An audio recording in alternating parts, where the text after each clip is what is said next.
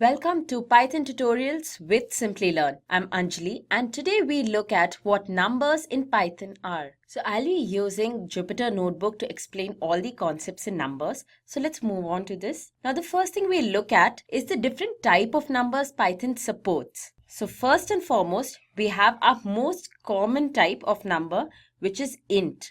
So here I have a variable num which is equal to the value 5. Now if I check the type of this variable num and I run this, as you can see here, num is type int. So int is basically any whole number, that is, it does not have a decimal point or so. Now the thing with numbers in Python is it can be of any length. So this can also be stored in a variable num and it's stored as an integer itself. So the only restriction you have with size when it comes to Python and integers is the limitation of your system's memory. Now let's look at the second type of number that Python supports, and that is when we have floating points or decimal points. So if I have a value 5.4 which I store in num variable, and then I'll check the type of my variable num, and as you see here, this is a float type variable because now it stores a decimal value. Now just like integers, floats can also be of any size.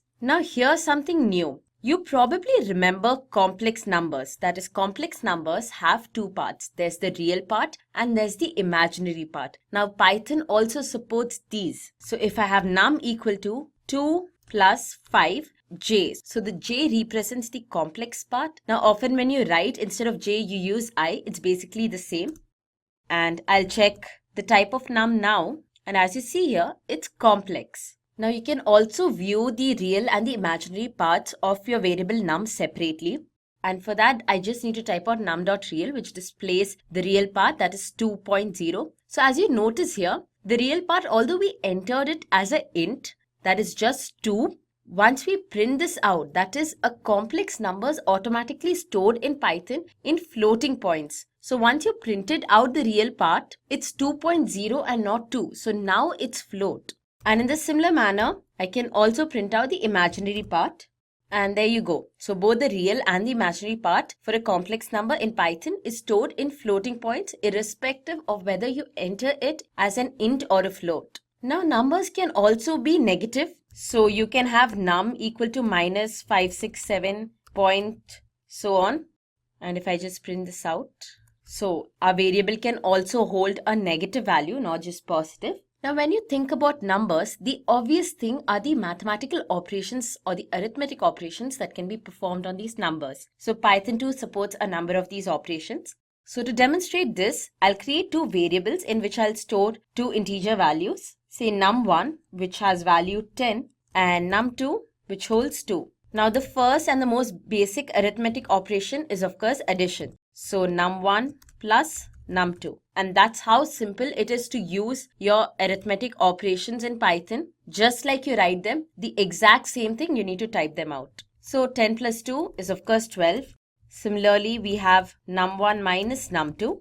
10 minus 2, which is 8. There's multiplication. 10 into 2, which is 20. Division. 10 by 2, which is 5.0. Now, as you see so far, since num1 and num2 were holding int values, our results were also int. That is for addition, subtraction, and multiplication. But now when we did division, our result is in decimal points. So division always in Python gives out decimal values or floating point values. This is because if we had divided 10 by 3, the answer wouldn't be a whole number. There would be some value after the decimal point. Now, Python gives importance to these numbers, unlike many other languages, so that have minimum accuracy lost. Now, say you do not want the answer to be in floating points. So, although 10 by 3 actually does give 3.333 and so on, you want the result to be just 3. That is, you want to focus only on the whole number part. In that case, you can have division with 2 slashes. So when you put 2 slashes here,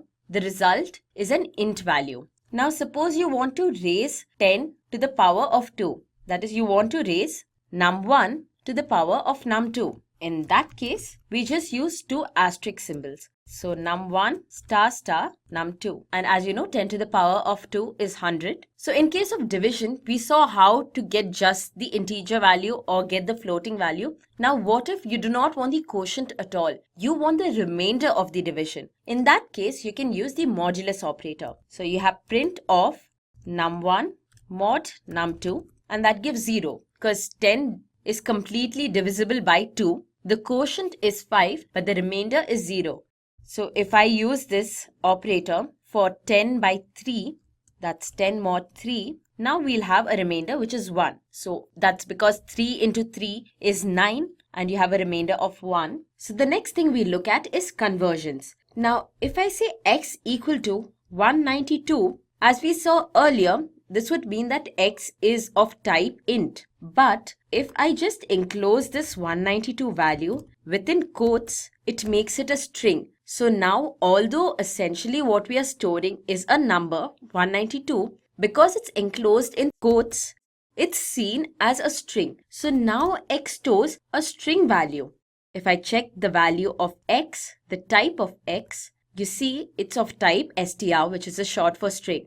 Now, often when you take input from the user, it's always in a string format. So Python, irrespective of what the value that is entered by the user, always stores it in a string format. And now if you need this to be of integer type, floating point, complex, or any other type, you need to explicitly convert this. So that is what we look at over here. Now, initially we have stored a string 192 in x, but we want to use this as a number and not a string. So then we need to convert it to integer type. For that, we use the int method. You say int and you just pass the variable within the brackets. So when you do that, as you can see here, the value printed out is an integer.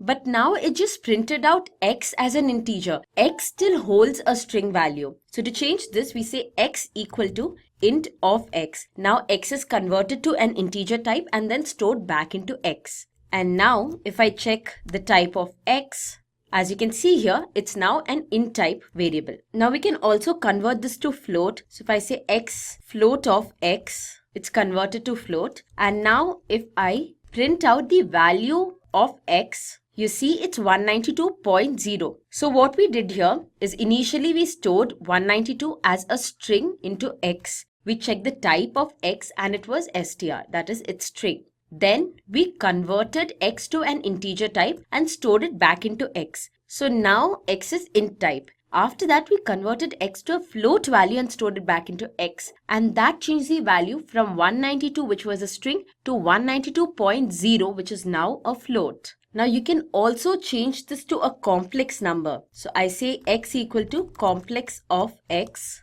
and then print out x. So as you see here, 192, which was our value stored in x, is the real part. And since we didn't have any imaginary part previously, so j's magnitude is just 0. Now there's also a function to create complex numbers. It's called complex, just that. And within brackets, you can pass your real and imaginary part. So suppose I want my real part to be 2 and my imaginary part to be 6. So I just pass that as parameters to my complex function and I'll print out whatever this function returns. And as you see here, it returned a complex number which was created from the two numbers we passed to complex. Let's now explore some inbuilt functions that work with numbers. So the first one we'll see is absolute, which returns the absolute value of a number. That is, whether your number is negative or positive, the returned value is always positive. So if I have a variable, say x, which is equal to minus 7.5, and I print out the absolute value of x, so the function name is apps, and within the braces I pass x. So as you see, although x held a negative number, the value returned by the apps function would always be positive. Next, we'll check out the exp of function, that is the exponent function. Now the exponent function takes a single parameter and it returns that parameter as the power to e, that is e raised to the power of the parameter that you pass to exp. Now before we use the exp function, we need to import the math library because exp is present within the math library. So if I say x equal to 10 and I want to print out e raised to the power of 10. So math.exp and you pass x. Let me run this. and that is the value of e raised to the power of x. Now, if you're wondering what the value of e is, Python holds e as a constant. So if I say math.e, you can see the value of e here. Similarly, Python also has pi stored as a constant, which is 3.14 and so on. Now let's check out another function within the math library, which is the square root function. So you pass some value to this function and it returns the square root of that value. So I'll print out math.sqrt of 9 and that returns 3.0. So it prints out a floating point number, not an integer type. So even if I pass 6, which is not a square number, still returns a pretty accurate value. Now we have another function. Now this is not within the math library. It's present by default and this is the max function. So if you have a large number of values, you can pass all these values to the max function and it will return the maximum out of all of them. So let me just pass a few random values and run this, and it returns the largest of the numbers passed. Just like max, we also have min, which returns the minimum of the values passed. And the minimum is 1, obviously. So numbers have very basic concepts and we have covered most of the important ones here. Let's now try to implement some of these concepts that we covered. So first, we'll write a program to print out if a number is prime or not. So the first thing we do is we'll take an input from the user. So the user gets to input the number that we must find out in our program, whether it's prime or not. Enter a number. Now, as I mentioned previously, any input given by the user is automatically stored as a string in Python. So the first thing we do is we need to convert this to an integer. So now n equal to int of n. Now, what is a prime number? Of course, you know this, but let's just recall for the sake of our program. A prime number is a number which is divisible by no other number other than 1 and itself. So we need to check if this number that the user is entering is divisible by any other number other than 1 and itself. So let's have a for loop which goes through all the numbers in the range of 2, because obviously every number is divisible by 1 and we don't want to check that, up till n. Because of course, no number greater than n can divide n. Now, one more thing to remember is when we give the upper limit of range as n is not included within the range. So I will take every value from 2 up to n minus 1. Now, we'll check if n mod I is equal to 0. That is, if I can completely divide n, then the modulus of n mod I would be 0. That is, there's no remainder. So if that is the case, that means our number n is not a prime number. So in that case, we'll have a flag and we'll set it to 1 so that outside our for loop, we can determine if our value was prime or not. And then we'll break out of this.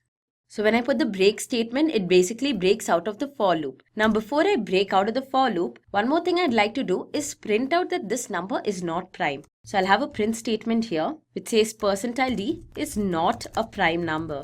Missed out the colon here. And outside the for loop, we'll check if flag is equal to 0. That means our control did not go into this if statement, because of which flag was not set to 1. So in that case, our number would be prime. Is a prime number. Now we did not declare flag before, so we'll do that too. Flag equal to 0. Now before I run this program, let me just explain it from the top once again. First line, we take the input from the user. The input is stored by Python as string, so we convert that to int. We then have a variable flag which we set to 0 initially. We have a for loop which runs from 2 up till n minus 1. And for every I, we check if n mod I is equal to 0. That is, if we divide n by that number, is there a remainder or not? And if there is no remainder, that means the number is completely dividing n, and that means that the number is not prime. So then we set flag to 1, we print out that the number is not prime, and we break out of the for loop. Because now that we know that the number is not prime, there's no point in continuing with the for loop.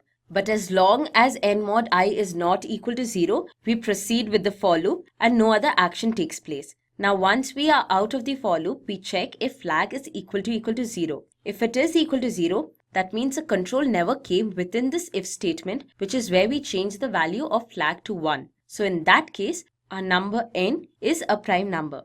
Now let me run this program. So enter a number. I entered 17 and 17 is a prime number. Now I'll run this program once again. This time enter 12, and 12 is not a prime number. So our program works fine. Now let's kick it up a notch with another demo. And in this demo, we'll find the solution of a quadratic equation. So as you already know, a quadratic equation is of the form ax square plus bx plus c. So what the user needs to enter are the values of a, b and c, and based on this, we'll give out our solutions. So the first thing we do is we need to take the input from the user. Enter a, I'll just copy paste this thrice and then modify it. So we have taken the input for a, b and c. Now we need all these input in integer format. So then we can enclose our input statement within our int function. Now the first thing we need to do is calculate the value of d, based on which we can branch out to the different types of solution our quadratic equation gives. So the value of d is b square minus 4ac. So I have my variable d, which is equal to b square minus 4 into a into c. Now we do not need to add any brackets here because, as you know, Python or any other programming language, as a matter of fact, uses the BODMAS rule, and as per the BODMAS rule, this expression would be calculated just as we require it to be. Now there are two possibilities. If our value d is negative, that is, it's less than 0, that means our solution is a complex solution. On the other hand, if d is positive, then we have real solutions. So our first branch out would be if d is less than 0. And if d is less than 0, then a pair of complex numbers would be solution 1 plus solution 2j and solution 1 minus solution 2j. So we need to calculate the solution 1 and solution 2 parts. Solution 1 would be the real part of a complex number. Solution 2 would be the imaginary part of a complex number. So solution 1 is equal to minus b by 2a. And solution 2 will be equal to the square root of minus d by 2a. So as we know, in this particular case, our d would be negative. So when we say minus d, it's essentially turning that into positive. So solution 2 equal to math.sqrt, that's square root of minus d divided by 2a. So now that we have a real and the imaginary part ready, all we need to do is print it out in a formatted way.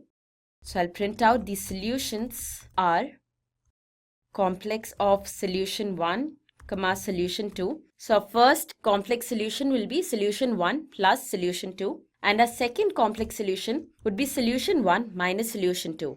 So then I'll print out complex of solution 1, comma minus solution 2. And with that, we dealt with our complex solutions. Now if d was positive, both our solutions would be real. So now let's deal with that. So our real solutions would be minus b plus square root of d by 2a and minus b minus square root of d by 2a. So we have solution 1 here, which would be minus b minus square root, so math.sqrt of d by 2a. So this entire minus b minus square root of d is divided by 2a. So we'll enclose this part within brackets. And our second solution would be the exact same thing up here. So I'll just copy paste this, except this time it would be b plus square root of d. And with that, we have both our solutions ready. Again, we'll just print this out. So with that, we have dealt with our imaginary solutions and our real solutions. We have also imported the math library since the sqrt function belongs to the math library. We can now finally run our program. So I'll put in my values for a, b and c. 1, 3 and 5. So these set of numbers give you imaginary solutions. Now I'll run my program once again, this time for real solutions. So it's 5, 6, 1. But those are not the solutions for this quadratic equation. So where are we going wrong? So as I mentioned previously, with Python and all other programming languages, BODMAS is a very important rule when it comes to dealing with numbers. So if you go back here, you can see that we have 2 into a. Now Python interpreted this in this format. That is, it completes this entire operation and then it multiplies the result of this with a. But that is not what we want. We want this operation to be completed first and then divided by 2a. So for that, we need to place things in brackets, and that is what we'll be doing now. So put braces around 2a. The same for solution 2. Now let's run our program. 5, 6, and 1. And as you can see, we have got our solutions minus 0.2 and minus 1. Now let's quickly recall everything that we learned today. We saw the various type of numbers that Python supports, even the complex numbers and how to extract the real and the imaginary part of the complex numbers. We saw how you can use the various arithmetic operations on numbers. We then looked at the conversion of numbers to strings and then to float, integer, complex, and so on. We also looked at some of the popular inbuilt functions that are used with numbers and some of the functions within the math library. Also the two constants that Python stores, that is e and pi. We finally wrote two programs. The first program was to find out whether a number entered by the user is prime or not, and the second one to find the solution of a quadratic equation. And with that, we come to an end of the numbers tutorial in Python. If you have any doubts, please post them in the comment section below and we'll definitely get back to you. Also, if you enjoyed this video and learned from it, hit the like button, subscribe to our channel as we have a lot more coming up. So stay tuned and see you all next time. Hi there, if you like this video, subscribe to the Simplilearn YouTube channel and click here to watch similar videos. To nerd up and get certified, click here.